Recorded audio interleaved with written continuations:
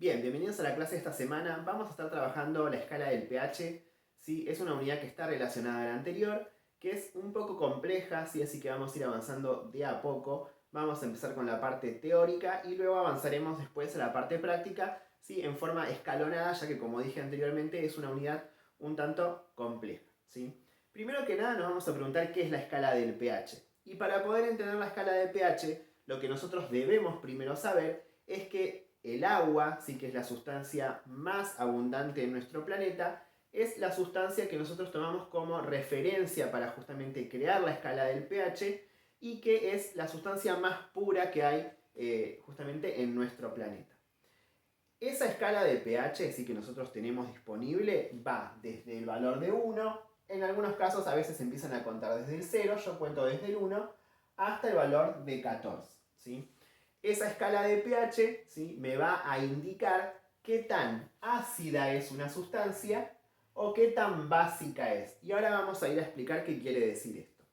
Lo importante es que en esta escala de pH, el número 7 hace referencia al agua, que es la sustancia más pura, como dije antes, y se encuentra en el medio de esta escala porque justamente el agua no es ni ácida ni básica, ¿sí? Es como la referencia, es neutra, se le dice. El agua tiene un pH de 7, que es justamente el valor del pH neutro. Así que ahora vamos a aclarar qué quiere decir esto. ¿Qué pasa? Hay sustancias en química que se llaman ácidos y otras sustancias que se llaman bases, que cuando nosotros disolvemos estas sustancias en el agua, pueden justamente alterar el pH de la misma.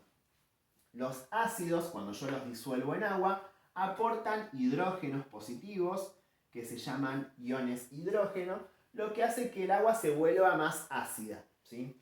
Las bases, por el contrario, cuando las disuelvo en agua, aportan unos iones que tienen oxígeno e hidrógeno y una carga negativa, que se llaman iones oxidrilos, ¿sí?, o iones hidróxido. Estos iones también modifican el pH del agua, pero en vez de volverlo ácido, lo vuelven básico. Es decir, que cuando yo disuelvo un ácido o una base en agua, lo que estoy haciendo es eliminar la neutralidad del agua, el agua ya no es pura, y se puede volver ácida o se puede volver básica. Esto es muy importante, ¿sí?, porque si una sustancia o una solución es muy básica, va a provocar grandes daños a los tejidos orgánicos, y si es muy ácida, va a pasar exactamente lo mismo. Entonces, cuanto más me aleje yo del pH 7, ¿sí?, que es el de la neutralidad, el del agua, más daño va a provocar una sustancia a un tejido orgánico. Dentro de las sustancias ácidas, nosotros por ejemplo tenemos el vinagre y el jugo de limón, que tienen pHs cercanos a 7, si son más bajitos que 7, pero son todavía cercanos, entonces los podemos consumir normalmente porque van a provocar un daño pero casi imperceptible, ¿sí? En cambio, ciertos ácidos, como por ejemplo el ácido muriático, el ácido nítrico, el ácido sulfúrico, cuando los disolvemos en agua, generan valores de pH muy bajos, lo que hacen que yo no pueda entrar en contacto con esa solución porque justamente me va a provocar un daño. Lo mismo pasa con, ¿sí?, la parte básica de la escala de pH. Por ejemplo, los shampoos, ¿sí?, los más genéricos como por ejemplo el Sedal, el Pantene, tienen grandes cantidades de detergente. El detergente es una sustancia básica, lo que hace que justamente el pH del shampoo no sea de 7, sino que sea un poquito más alto, y eso a la larga puede provocar daños en el cabello, por ejemplo, debido a que su pH es básico. Hay otras sustancias, como por ejemplo la soda cáustica, ¿sí?, que se vende en las ferreterías, que tiene un pH cercano a 14, ¿sí? Eso quiere decir que ese tipo de solución, que tiene un pH tan básico, va a provocar grandes daños, que ahí sí voy a correr riesgo, digamos, de quemaduras de altos grados, ¿sí?, o peligro de muerte, inclusive si consumo ese tipo de sustancias de forma accidental o si la piel entra en contacto con ellas. Entonces, repito, esta escala de pH, ¿sí?, va desde el 1 al 14, siendo 7 el pH neutro correspondiente al agua pura, y después, si ese pH desciende, la solución es ácida. Cuanto más bajo el pH, más ácida es, y cuanto más alto es el pH, esa solución va a ser básica, y como dije recién, cuanto más alto es, más básica va a ser esa solución. ¿Por qué una sustancia puede ser muy ácida? Y porque seguramente ese ácido que yo disolví aporta muchos protones. Cuanto más protones aporte el ácido a esa solución, más bajo se va a volver el pH. Lo mismo pasa con las bases. Cuanto más iones oxidrilos queden disueltos en el agua, más básica va a ser esa solución, ¿sí? Como dije recién, ¿sí? Acá podemos ver esta tablita, en donde cuando nos alejamos del valor 7, ¿sí? Del valor neutro, hacia los laterales, más fuerte se vuelve esa característica, sea en cuanto a la acidez o a la basicidad, ¿sí? Además, ¿sí? Lo que tiene de importante esto es que de alguna manera esta escala de pH nos va a ayudar a nosotros a estandarizar los que son los procesos de producción, digamos, masivos de algunos productos. Por ejemplo, si yo estoy fabricando caldos para hacer sopa, los caldos de cubo, cuando se fabrican estos caldos de cubo, tienen justamente un valor de pH que deben respetar, ¿sí? Para que todos salgan iguales. Además, debido a distintas normas, ISO y demás de normas relacionadas a lo que son las empresas, todos los caldos deben tener las mismas características, entre ellas, por ejemplo, el valor del pH.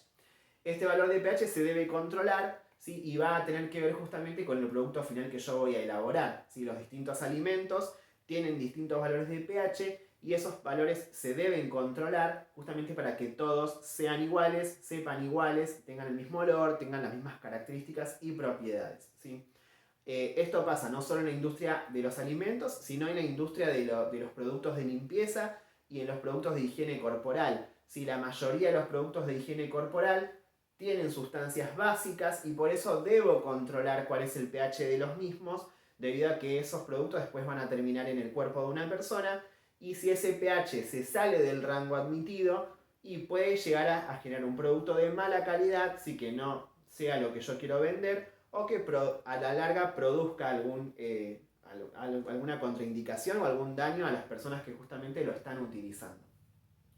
Bien, este pH, como dije, se puede calcular, si lo puedo yo medir o lo puedo calcular. Nosotros, sí, debido justamente a que no tenemos un laboratorio y no tenemos clases físicas, no vamos a poder medirlo. Sí, igualmente yo les voy a dar una práctica de laboratorio para que hagan en casa, que se las voy a seguramente enseñar la próxima semana, como tarea opcional para que el que quiera hacer un experimento en casa lo pueda hacer. ¿Sí? Y también vamos a ver la parte justamente de los cálculos o la parte de las cuentas, que es también una parte muy importante, ya que es un tema que se suele ver en los ingresos universitarios de al menos de las carreras de naturales, ¿sí?